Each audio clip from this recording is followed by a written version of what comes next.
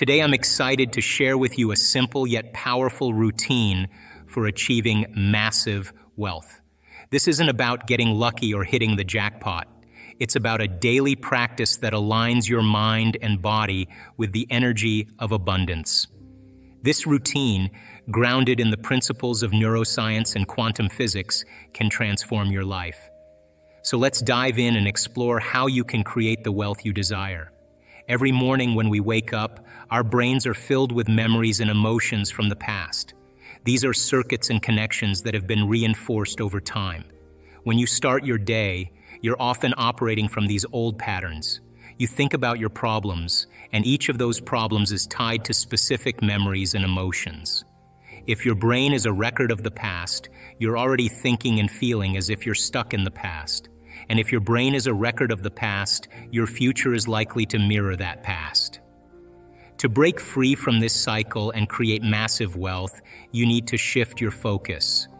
This begins with a simple but crucial change in how you start your day. The key is to consciously choose how you want to feel and think, rather than being controlled by the remnants of your past. Here's a step-by-step routine that can help you align with the energy of wealth and abundance. First, take a few moments each morning to disconnect from your usual routine. Turn off your phone, shut down your computer, and step away from all the distractions. Find a quiet place where you can sit comfortably and close your eyes. This is your time to reconnect with yourself and set the stage for the day ahead. Let's dive into how to center yourself and stay focused on the present moment. To start, take several deep breaths. Breathing deeply helps you calm your mind and body. Find a quiet place where you can sit comfortably.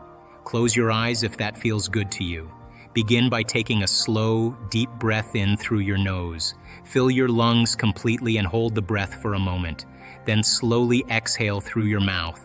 As you breathe out, imagine releasing any tension or stress. Repeat this process a few times. Deep breathing helps to ground you and bring your attention back to the present moment.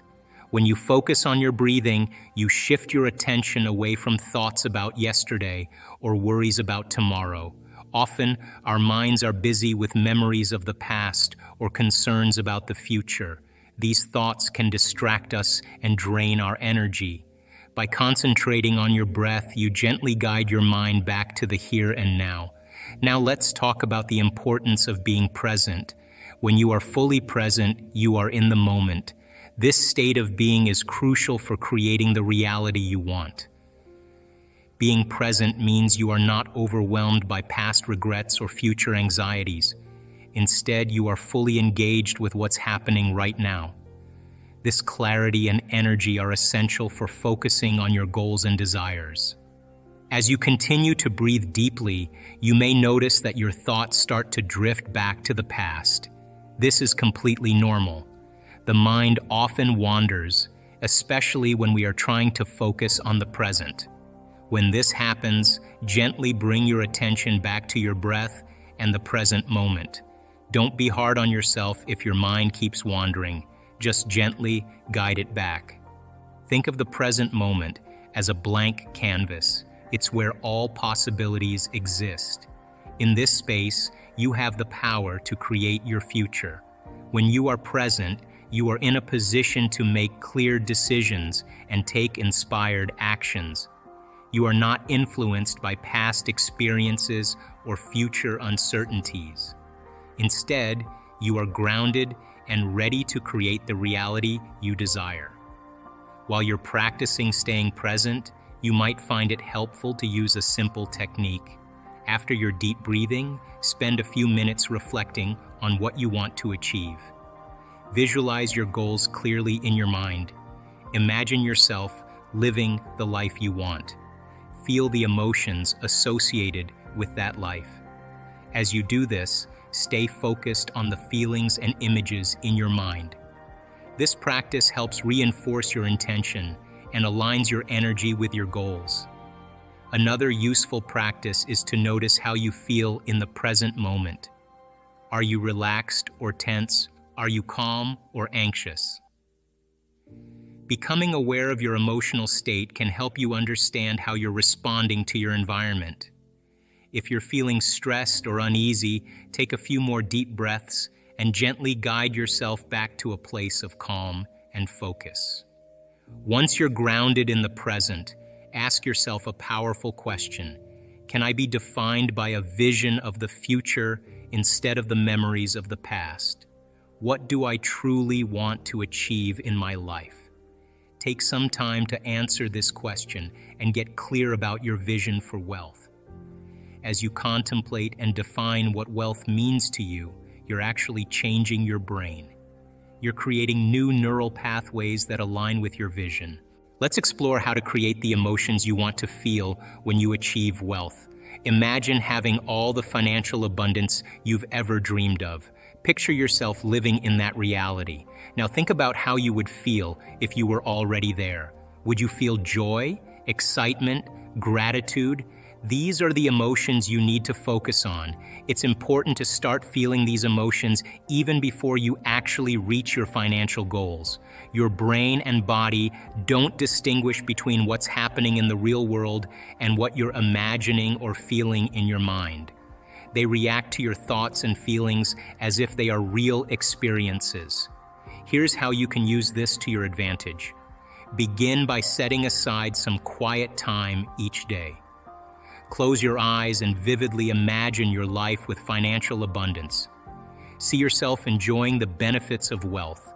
Perhaps you're traveling, buying your dream home, or helping others. As you picture these scenes, focus on the emotions that come with them. Feel the joy, excitement, and gratitude as if these things are happening right now. Why is this so important? Because your body and brain will start to get used to these emotions. When you feel these positive emotions regularly, even before your external circumstances change, you are training your body to be in alignment with your future reality. You are conditioning yourself to be prepared for the wealth you are working towards. Imagine your emotions like a guide that leads you to your goal. If you consistently practice feeling joy, excitement, and gratitude, you are setting a strong foundation for your future. These emotions will start to become a natural part of who you are. This means that when your financial abundance does arrive, it will feel familiar and comfortable because you've been preparing for it. Think about this. If you've ever had a strong emotional reaction to something you imagined, like winning a prize or achieving a big goal, you probably felt real happiness and excitement. Your brain and body reacted as if it was actually happening. This is how powerful your emotions are. They can influence how you experience your reality. With these emotions in mind, mentally rehearse the actions you need to take to manifest your wealth. Imagine yourself making the decisions, taking the steps, and acting in ways that align with your vision of financial abundance. This rehearsal doesn't just prepare your mind, it helps to install new neurological hardware in your brain, making the future more tangible and real. To achieve lasting change, it's important to leave behind old limiting thoughts and behaviors. Take a moment to identify thoughts that no longer serve you. Thoughts like, "I can't do this," "it's too hard," or "I'll never be successful." Write them down and make a conscious decision to let them go. Similarly, examine your actions and behaviors. Are there habits or routines that hold you back? Perhaps you procrastinate or doubt yourself. Recognize these patterns and commit to changing them. Let's talk about emotions and how they affect your journey to wealth. To build a life of abundance, you need to focus on your emotional state. Your feelings play a huge role in shaping your reality. If you want to be wealthy, you have to let go of emotions that don't support your goal. First, let's identify some emotions that don't fit with a future of wealth. Feelings like lack, insecurity, and doubt are examples of emotions that can hold you back. These feelings are rooted in the idea that there isn't enough or that you're not good enough. If you want to achieve wealth, you can't afford to keep these emotions. They're like old habits that need to be replaced. Your goal is to create a new emotional state. Imagine how you would feel if you were already living in abundance. You would likely feel confident, joyful, and secure. These are the emotions that match a wealthy mindset. To make these feelings a part of your daily life, you need to practice them regularly. Start by setting aside a few minutes each day to focus on how you want to feel. Close your eyes and imagine yourself living your dream life. Picture the details of your life with wealth and abundance. As you do this, focus on the emotions that come with it. Feel the confidence, joy, and security in your body. Let these feelings grow stronger each day. It's important to practice these emotions even before your external situation changes. This means you need to feel confident and joyful now, not just when you achieve your goal. By doing this, you're training your body and mind to align with your desired future. Imagine your emotions as a bridge between where you are now and where you want to be. If you hold on to negative emotions like lack or insecurity, you're building a bridge that leads to more of the same. But if you focus on positive emotions like abundance and confidence, you're building a bridge to your future wealth. Every day, take a few moments to check in with yourself. Ask yourself if you're holding on to any old emotions that don't support your goal. If you find yourself feeling insecure or doubtful, gently remind yourself of the feelings you want to cultivate. Shift your focus to confidence, joy, and abundance. The more you practice these positive emotions, the more they will become a part of your daily life. Over time, you'll notice that your reality begins to shift. Your new emotional state will start to attract opportunities and experiences that align with your goal of wealth. Remember, your personality creates your personal reality. Your personality is made up of how you think, how you act, and how you feel. By changing any one of these aspects, you change your life. So each day, practice thinking in new ways, acting in new ways, and feeling in new ways. This consistent practice will reshape your reality and align it with the energy of abundance. It's important to note that this process takes commitment and practice. The brain and body have been conditioned to operate in certain ways, and changing these patterns requires persistence. Don't be discouraged if you don't see immediate results. Keep focusing on your vision, rehearsing your actions, and feeling your desired emotions. Over time, you'll find that your reality begins to shift in alignment with your goals.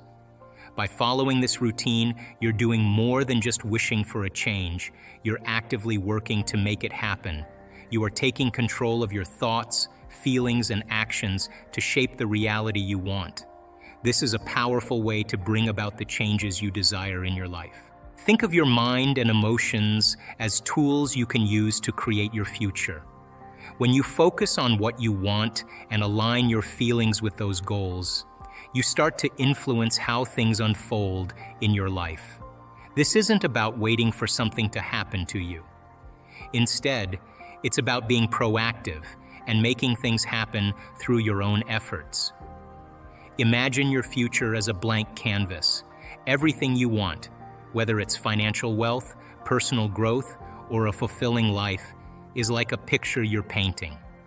The colors and brushstrokes you choose represent your thoughts, feelings, and actions. By carefully selecting these elements, you are creating the image of your desired future. When you use this routine, you're harnessing the power of your mind. Your thoughts are like seeds you plant in the garden of your future. If you plant seeds of positivity and focus, you'll grow a beautiful garden of success and abundance. On the other hand, if you plant seeds of doubt and negativity, you'll end up with a different result. So it's crucial to be mindful of what you're thinking and to direct your thoughts towards your goals. Your emotions also play a big role in shaping your reality. Emotions are powerful signals that can either drive you forward or hold you back. When you feel excited, confident, and grateful, you are sending out positive energy that attracts more of the same. This positive energy helps you to stay motivated and take the actions needed to reach your goals. It's important to remember that the future is not something that just happens to you. Instead, it's something you actively create. Your future is shaped by the choices you make today, the thoughts you entertain, and the feelings you embrace. By taking control of these elements, you are designing the future you want to experience. To build the wealth you desire, you need to be intentional with your thoughts and actions. This means actively thinking about your goals and visualizing them as already achieved. It means feeling the emotions associated with your success right now, even before it happens. Memories, because it patterns or stamps or embosses networks of neurons into very specific patterns. And then the emotional quotient helps us to remember the event. So we learn something new intellectually. We also cause networks of neurons to form. I mean, the Nobel Prize laureate Kandel in the year 2000 found that when people learn just one bit of information, they double the number of connections in their brain from 1,300 connections to 2,600 connections. So if they didn't review that information or repeat it, the connections pruned apart. So we know then that learning semantic information begins to organize circuitry in the brain, and experiences enrich the brain. The end product of experience, of course, is the emotion, and it causes us to feel certain ways. You can remember where you were on 9/11. You can tell me who you were with, what time of day it was, what you were doing, because whatever you were seeing in that moment or hearing in that moment changed how you were feeling. And the moment you felt altered or you felt differently, significantly, your brain perked up and you paid attention to whatever caused that. And that event in and of itself is called a memory. So then most of our thoughts and feelings tend to be within the neural circuitry of the past and the emotions of the past chemically. So if you take a thought, thoughts are the language of the brain, and feelings are the language of the body, and how you think and how you feel creates a state of being. So if you combine a thought and a feeling, a thought and a feeling, a thought and a feeling, and you have a series of good thoughts that are connected to a series of good feelings, that cycle of thinking and feeling creates what's called an attitude. If you have a series of negative thoughts that are connected to some pretty bad feelings, you'll say, I have a pretty bad attitude today. So if how you think and how you feel creates a state of being, then attitudes are just shortened states of being. The hardest part of all of this, everything we're talking about, is one simple thing: making the time to do it. That's it. Making the time for your precious self to eliminate the people in your life and the things that you do just for a short period of time when you wake up in the morning or before you go to bed at night, and you say, okay, what is the greatest ideal of myself that I want to be today? But listen, I'm not going to get up until I am this person.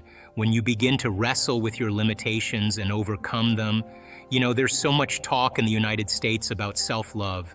People think self-love is getting a manicure or buying a sports car. That's not self-love, that's pleasure. Self-love is when you're sitting with yourself and you are working on overcoming your hardwired thoughts or beliefs or your emotional propensities that are connected to your past, and you are really working to overcome them. Right on the other side of your pain is freedom. Right on the other side of your fear is courage. Right on the other side of your sadness is joy. It's the same energy. It's just trapped in the body. When you stretch yourself past that point and you break free from the chains of those emotional addictions, the side effect of that is called joy. The body is liberated from that level of mind. When that happens, there's available energy to create with.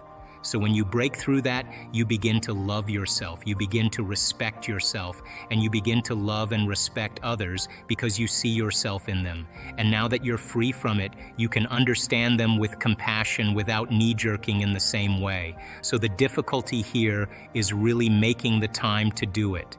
And if you began to think about a new way of being and you moved into a state where you said, I'm not going to get up until I am this person, not only did you memorize it neurologically in your brain, but you allowed the thoughts that you were thinking to become the experience to the point that your body, as the unconscious mind, began to live in that future reality in the present moment.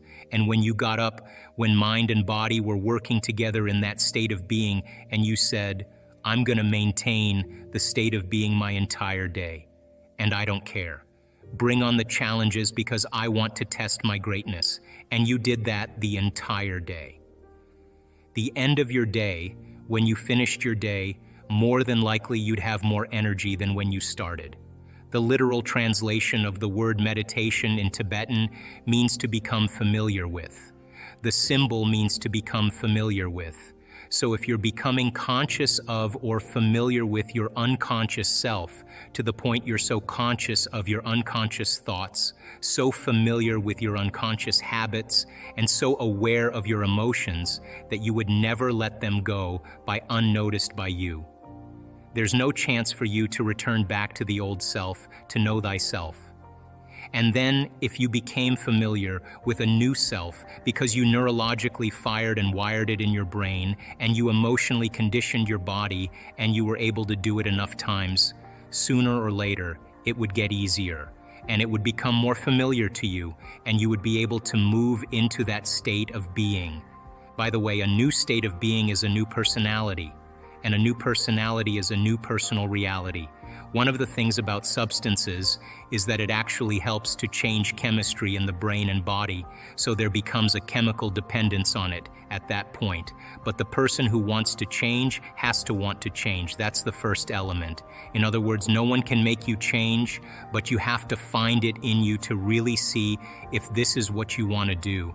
I've studied people over the last 12 years. Why is it that one person, an old-timer, can look at his x-rays and see a spot on his lungs, and the doctor will say to him, "Hey George, you know that's a spot on your lungs. It's nothing now, but if you keep smoking it will be." And that guy just takes his cigarettes, throws them in the trash, and he's done the next day.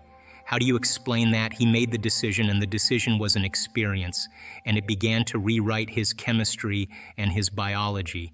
How can a person who moves into a state of religious ecstasy, a state of absolute faith, drink strychnine and not get poisoned by it? It's a decision. It's an energetic decision. It's how powerful the mind really is. People then who actually want to make the decision to change have to make the decision with firm intention. Once you understand the how-to, that you can't use your conscious mind to do this, you have to move beyond the analytical mind. When you understand brainwave patterns and when you slip into a different state of mind, that it's easier to do it. So most people then, 95% of who we are by the time we're 35 years old is a set of memorized habits and behaviors that become part of our identity or personality. So 5% of the conscious mind is trying to change 95% of what we've memorized, hardwired, become addicted to emotionally. So the person may want to think positively, but they've been feeling negatively and oiling those programs for the last 25 years. They might want a new life with new conditions, and as they use their mind, conscious mind, to focus on that, their subconscious mind, they've been programmed to feel guilty. That's mind and body in opposition. We have to begin to recondition the body to a new mind. So change isn't hard. It's just that you've got to get the manual to understand how to begin to unlearn and relearn, to break the habit of the old self and reinvent the new self. The latest research in neuroplasticity tells us we're not hardwired to be a certain way for the rest of our lives. The latest research in epigenetics says we're not doomed by our genes, that in fact we're marvels of adaptability and change. So as a person started to contemplate and think about, who do I want to be when I open my eyes? What would it be like to be happy? What would it be like to live a new life? The frontal lobe is looking out into the landscape of the entire brain because it has connections to the entire neocortex, and it's got to resolve the problem. So it starts calling up different networks of neurons that are relevant to the question based on the knowledge the person learns or the experiences that they had, and it begins to seamlessly piece together this new understanding, and that's called intention.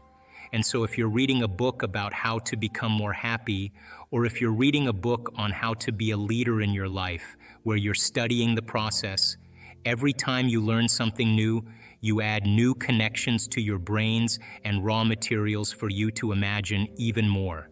The act of mentally rehearsing begins to install the neurological hardware in your brain to look like it's already happened. Now, the brain is typically a record of the past, but the moment we install the neurological hardware, it becomes a map to the future. And you keep doing that, the hardware becomes a software program, which means you start thinking like a genius, you start acting like a happy person because there's no mystery there because you installed the circuits. And then these people didn't wait for their wealth or their health to feel gratitude and to feel empowered or to feel love, a love for life.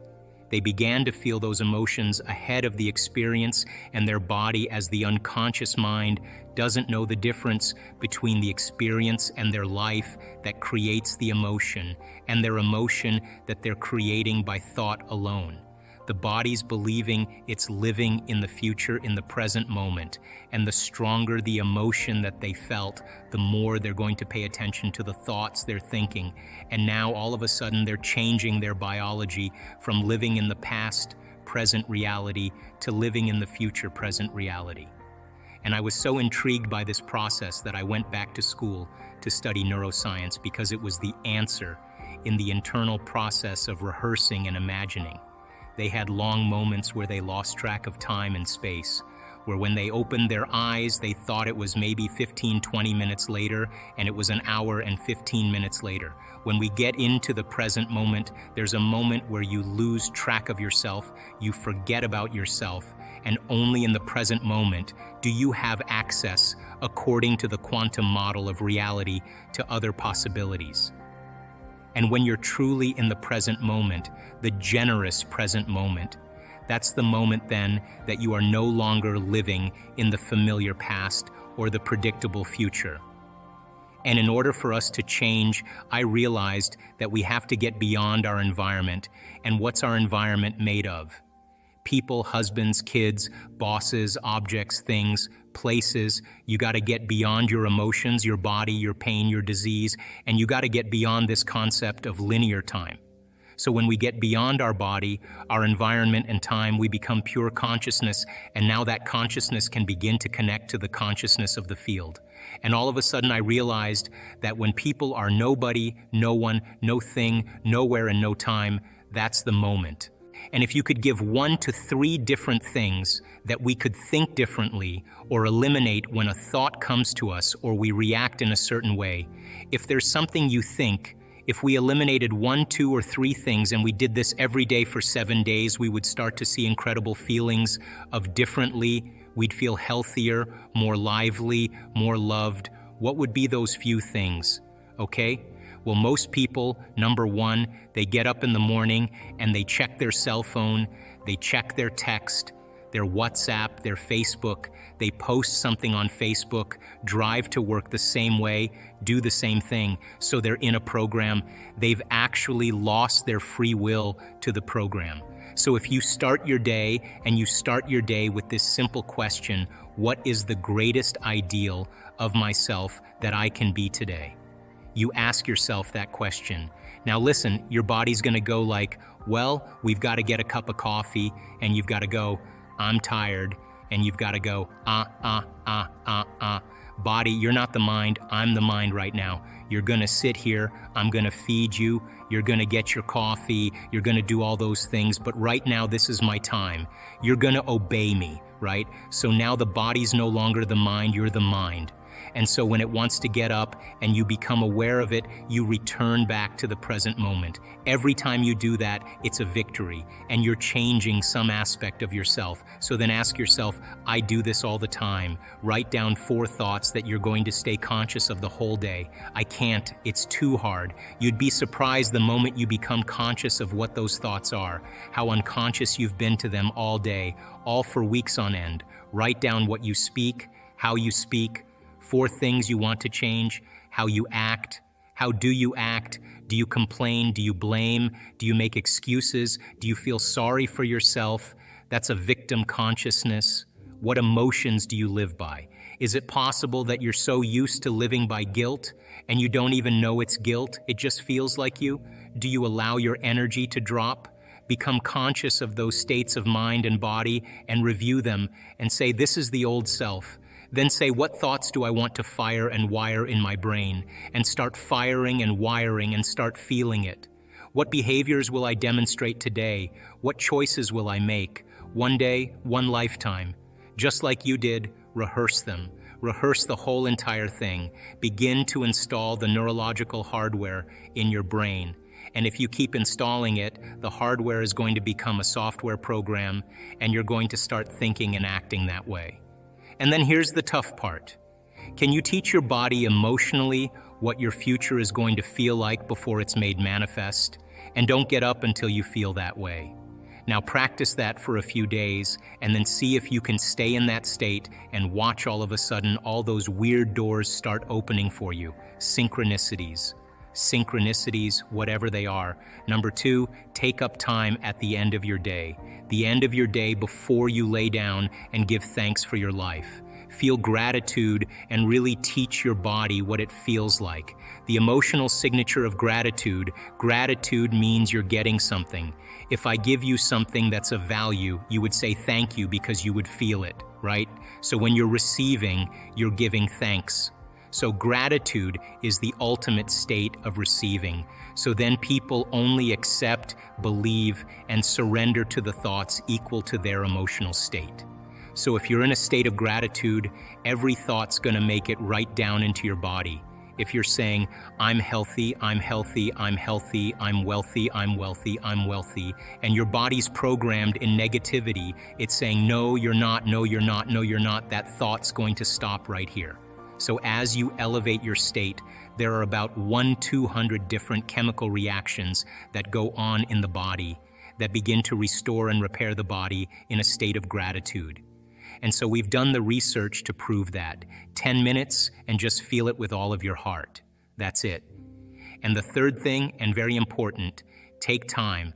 Whenever it is, sit down, close your eyes, and begin to just open your awareness to the space around you and just sense it and pay attention to it and become more aware of it. The act of opening your awareness begins to reduce the stress hormones and creates more coherent brainwave states.